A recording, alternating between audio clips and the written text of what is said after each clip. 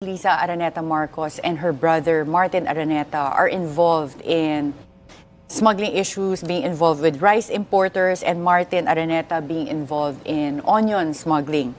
Zaldico has also implicated President Bongbong Marcos himself and his son, Congressman Sandro Marcos. What is the impact of all of these allegations on Malacanang and PBBM's leadership? Well, on Malacanang, Karen, it would seem that it's being destroyed. It's being rocked by all these insinuations. Insinuations that were used to be whispers from day one regarding the sibuyas and the bigas. And then lately, because of the budget of the son and the father.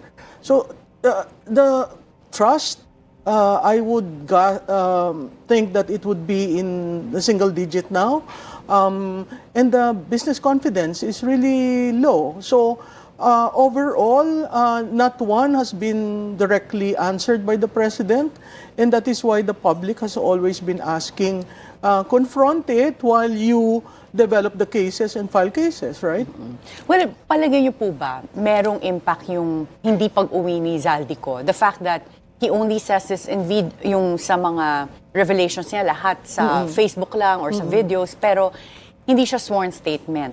And just this morning, I was listening to an interview of DPWH Secretary Vince Dizon saying that wag natin paliwalaan si Zaldico kasi hindi naman to sworn statement.